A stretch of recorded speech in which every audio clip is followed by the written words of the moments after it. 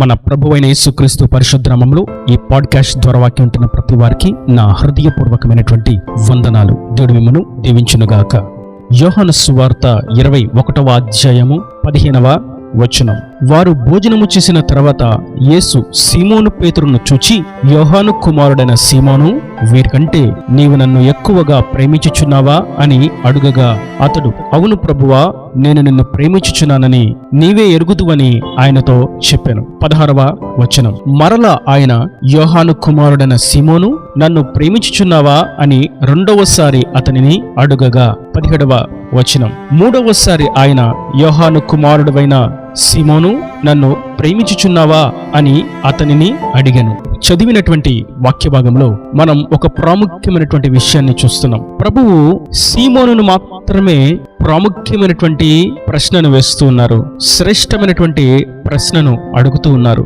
యోహాను కుమారుడైనటువంటి సీమోను, నీవు వీరందరికంటే ఎక్కువగా నన్ను ప్రేమించుచున్నావా అని అడిగితే, అవును ప్రభువా అని అన్నాడు. ప్రభువు మరలా, నీవు నన్ను ప్రేమించుచున్నావా అని అడిగితే, అవును ప్రభువా, ప్రేమించుచున్నాను అని అంటూ ఉన్నాడు. మూడవసారి మరలా అడుగుతూ ఉంటే, అవును ప్రభువా, నేను ప్రేమించుచున్నాను అని అంటూ, నేను ప్రేమించుచున్నానో లేదో అది నీకే తెలుసయ్యా అని అంటాడు. ప్రభు సీమోనును ఆ ప్రశ్న అడగటంలో ఉన్నటువంటి 3 కీలకమైనటువంటి విషయాలను మనం గమనిస్తాం. మొదటిగా, పేతురును 3 సార్లు ఆ ప్రశ్న వేయటలో ఉన్నటువంటి భావం ఏదనగా, దానికి ముందు ప్రభు సిలువ వేయబడ్డానికి అప్పగించబడినటువంటి ఆ దినమున పేతురు కోడి కూయక మునుపు 3 సార్లు ముమ్మారు ప్రభువును ఎరుగను అని అబద్ధమాడాడు. ఆ అబద్ధమును ఒప్పింపచేస్తూ, ఆ పాపము విషయమై పశ్చాత్తాపడుతూ, ఆ తప్పిదమును ఒప్పుకుంటూ సరిచేసుకుంటూ ప్రభు వైపుకు తిరగాలి అని ప్రభు 3 సార్లు నన్ను ప్రేమించును అని చెప్పిన నీ నోటితో నువ్వు నన్ను ప్రేమిస్తున్నావా లేదా అనేటువంటి విశ్వాసపు ఒప్పుకోలును పేతురు చేత కలుగు చేస్తున్నాడు. ఆ విధంగా ఒప్పింప చేస్తూ ఉన్నాడు. ఇది మొదటి కోణం. రెండవ కోణంలో మనం చూసినట్లయితే, పేతురు ఉన్నటువంటి ఆ సన్నివేశాన్ని మనం జాగ్రత్తగా గమనించినట్లయితే, పేతురును ఆ ప్రశ్న వేయక మునుపు ఏం జరిగింది అని చూస్తే, విస్తారమైనటువంటి చేపల చేత వారి యొక్క వల నింపబడింది. ఆ రాత్రంతా వారు ప్రయాసపడ్డారు, ఒక చేప కూడా వారికి పడలేదు. కానీ వేకువజామున ప్రభు వారి చెంతకు వచ్చి, ధోని యొక్క కుడి ప్రక్కకు వలవేయుడి అని అన్నప్పుడు వారు ఆ విధంగా చేటు చేత 153 పెద్ద చేపల చేత వారి వల నిండి విస్తారమొగటి చేత ఆ చేపలను ఒడ్డుకు చేర్చి కూర్చుని ఉన్నారు. ప్రభు వారికి చేపలను రొట్టెలను పంచిపెట్టారు. వారు తిని భుజిస్తూ ఉన్నారు. పేతురు యొక్క ఆలోచన ఆ సమయంలో, నాకు విస్తారమైనటువంటి చేపలు పడి ఉన్నందున నేను ధనమును ఎక్కువ కూర్చుకొనగలను. దీని యొక్క ధర ఈ విధంగా ఉంటుంది, దీని యొక్క వెల ఈ విధంగా ఉంటుంది. నేను సంతలో దీనిని బట్టి ఇంత ధరను, ఇంత వెలను, ఇంత ధనమును సంపాదించుకొనగలను అని తనలో తాను అనుకుంటూ ఆలోచిస్తూ ఉన్నాడు. ఇదే సందర్భంలో ప్రభు అతని యొక్క హృదయ ఆలోచనలను ఎరిగి, నీవు నన్ను ప్రేమించుచున్నావా అనేటువంటి ప్రశ్నను వేశారు. అక్కడ మనం గమనించవలసినటువంటి పాఠ్యం ఏదనగా, పేతురు, నీవు ఈ చేపలను బట్టి వచ్చేటువంటి ఆదాయాన్ని బట్టి దీనివల్ల కలిగేటువంటి లాభమును గూర్చి నువ్వు ఆలోచిస్తూ ఉన్నావు. ఈ చేపలన్నిటికంటే నువ్వు నన్ను ఎక్కువగా ప్రేమిస్తున్నావా? నీ కష్టార్జితము బట్టి నువ్వు అతిశయిస్తున్నావా? నీ పనిని బట్టి నువ్వు అతిశయిస్తున్నావా? నీ కలిగిన నీ కుటుంబాన్ని బట్టి నువ్వు అతిశయిస్తున్నావా? నీ వ్యాపారాన్ని బట్టి నువ్వు అతిశయిస్తున్నావా? వాటిని నువ్వు ప్రేమిస్తున్నావా, లేక నీవు నన్ను నిజంగా ప్రేమిస్తున్నావా? వీటన్నిటికంటే ఎక్కువగా నన్ను ప్రేమిస్తున్నావా అని పేతురును అడిగినప్పుడు, పేతురు యొక్క హృదయంలోకి ఆ ప్రశ్న ఒక ఖడ్గము వలె దూచుకుని పోయింది. నేను ఈ ధనాన్ని సంపాదించేటువంటి పనిని గూర్చి, వ్యాపారాన్ని గూర్చి, చేతి వృత్తిని గూర్చి ఎక్కువగా ఆలోచిస్తూ వాటిని ప్రేమిస్తున్నానేంటి?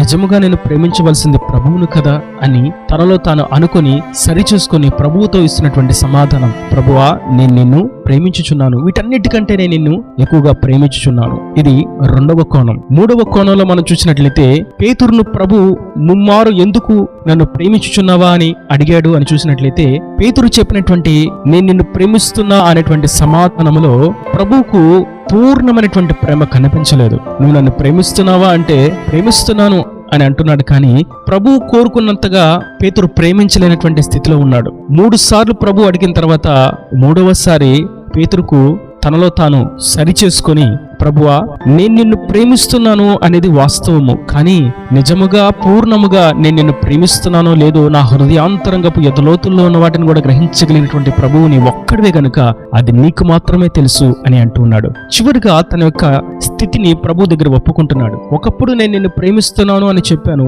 నీ కోసం నా ప్రాణాన్ని కూడా ఇస్తాను అని చెప్పాను, కానీ నా ప్రాణం పోతుదేమో అని అబద్ధమాడానయ్యా. అప్పుడు నేను తప్పు చేశాను, అప్పుడు నేను నా హృదయాన్ని గ్రహించలేకపోయాను. ఇప్పుడు కూడా నేను నిన్ను ప్రేమిస్తున్నానని చెప్తున్నాను, కానీ పొరపాటున నేను నిన్ను విసర్జిస్తానేమో, పొరపాటున నేను నిన్ను విడిచిపెడతానేమో, నాలో అబద్ధం ఉన్నదేమో, నాలో మోసం ఉన్నదేమో, నాలో తప్పిదము ఉన్నదేమో, నేను వేషధారినిగా ఉన్నానేమో అని తన స్థితిని ప్రభు దగ్గర ఒప్పుకుంటున్నాడు. ప్రభువా, నేను నిన్ను ప్రేమిస్తున్నానో లేదో నీకే తెలియనయ్యా. ఇప్పటికైనా నేను నిన్ను నిజముగా ప్రేమించేటువంటి మనసును నాకు దయచేవా అని తన స్థితిని యథార్థంగా ఒప్పుకున్నాడు. ఆ తదుపరి ఏం జరిగింది?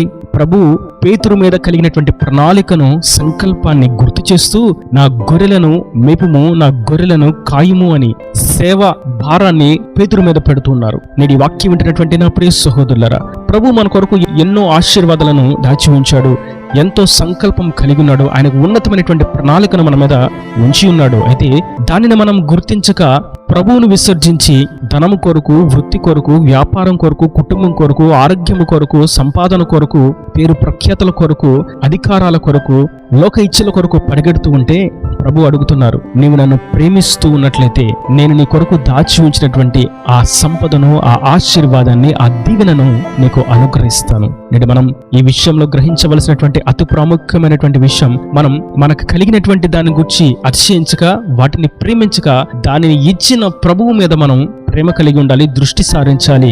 ఆయన కొరకు సమస్తం విడిచిపెట్టాలి, కానీ ఆయనను విడిచి సమస్తం కొరకు మనం పరిగెత్తకూడదు. ఒకడు లోకమంతా సంపాదించి, ప్రపంచమంతా సంపాదించుకొని, తనకు సమృద్ధిని కూర్చుకొని ఉన్న తర్వాత తన ప్రాణమును పోగొట్టుకుంటే అతనికి ఎటువంటి ఉపయోగము, లబ్ధి, దీవెన దక్కదు. అందుకే ప్రభు మరలా గుర్తు చేస్తున్నాడు. పేతురు యొక్క పశ్చాత్తాపం తర్వాత, పేతురు యొక్క బలిపీఠము మరలా తిరిగి ప్రభువులో కట్టబడిన తర్వాత గుర్తు చేస్తున్నారు, నీవు నన్ను మాత్రమే ప్రేమించు, లోకాన్ని ప్రేమించుకు, సంపదను ప్రేమించుకు, నీకు కలిగినటువంటి పనిని నీవు ప్రేమించుకు, నీకు కలిగినటువంటి సంపదను, వ్యాపారాన్ని నీవు ప్రేమించుకు, నీ కుటుంబాన్ని ప్రేమించుకు, నీ బాంధవ్యాన్ని ప్రేమించుకు, నన్ను ప్రేమించు. అది కూడా స్నేహితులను ప్రేమించేటువంటి ప్రేమ కాదు, స్త్రీ పురుషుల మధ్య ఉండేటువంటి ప్రేమ కాదు, తల్లి బిడ్డను ప్రేమించేటువంటి ప్రేమ కాదు, ఈ స్టార్జే అనేటువంటి ప్రేమ, ఈ ఫిలియా అనేటువంటి ప్రేమ, ఈ ఎరోస్ అనేటువంటి ప్రేమ, ఇటువంటి ప్రేమ కాదు. నేను నిన్ను ప్రేమించినట్లుగా నీవు నన్ను ప్రేమించు, నేను నిన్ను అగాపే అనేటువంటి అనంతమైనటువంటి, శ్రేష్టమైనటువంటి, అతి శ్రేష్టమైనటువంటి, సర్వశ్రేష్టమైనటువంటి ప్రేమతో నిన్ను ప్రేమిస్తూ ఉన్నాను. నీ కొరకు నా ప్రాణాన్ని సైతం అర్పించాను. నీవు కూడా నన్ను అదే విధంగా పూర్ణ హృదయముతో ప్రేమించు. నేను నిన్ను కోరుకుంటుంది అదే, నేను ఇచ్చేటువంటి ఆజ్ఞ కూడా అదే. నీవు నన్ను పూర్ణ హృదయముతో ప్రేమించాలి. దేవునిని పూర్ణ హృదయముతో ప్రేమించడం అనేది మొట్టమొదటి ఆజ్ఞ. తన తోటి వారిని ప్రేమించడం అనేది రెండవ ఆజ్ఞ.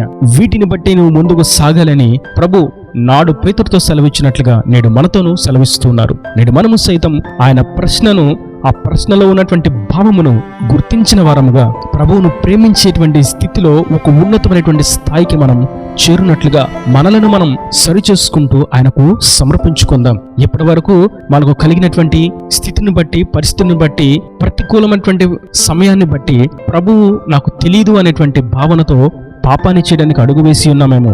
దానిని మనం సరి చేసుకుంటూ ప్రభు యొద్దకు తిరిగి చేరాలి. ఎక్కడెక్కడ మనం తప్పు చేసామో, ఎక్కడెక్కడ ప్రభువుని ఎరుగము అని ఒప్పుకున్నామో, ఎక్కడెక్కడ ప్రభువుని విసర్జించి పాపాన్ని చేసామో, ఆ ప్రతి పరిస్థితిని ప్రభు దగ్గర ఒప్పుకోవాలి. రెండవదిగా, మనకు ప్రభు ఇచ్చినటువంటి ఆ ఆశీర్వాదాన్ని, దీవెనను, ఉద్యోగాన్ని, వ్యాపారాన్ని, సంపదను, సంతతిని, కుటుంబాన్ని, వీటిని బట్టి అతిశయిస్తూ వాటిని ప్రేమిస్తూ నిలిచిపోక వాటికంటే ఎక్కువగా మనం ప్రభువును ప్రేమించాలి. మూడవదిగా, మనం ప్రభువును పూర్ణ హృదయముతో ప్రేమించాలి. పాపాన్ని ఒప్పుకొని ప్రేమించాలి.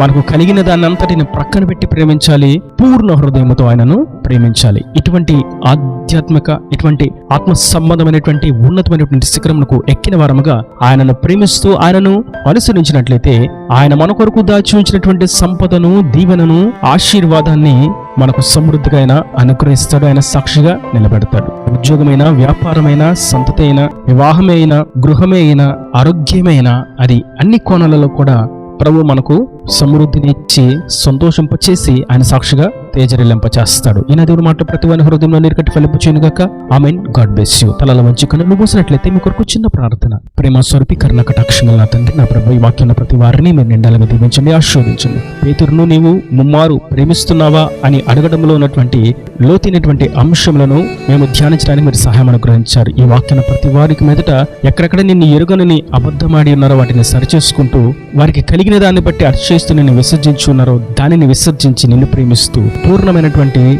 అగాపే ప్రేమతో నిన్ను ప్రేమించినట్లుగా సహాయం అనుగ్రహించండి. ఇంకా వారి ప్రతి అవసరతను అక్కర్ను నీ మహిమేశ్వర్లో తీర్చి నీ రాకడ రాజ్యం సిద్ధపరచమని యేసు పరిశుద్ధ నామమున ప్రార్థించి వేడుకుంటున్నాను తండ్రి. ఆమేన్. ఆమేన్.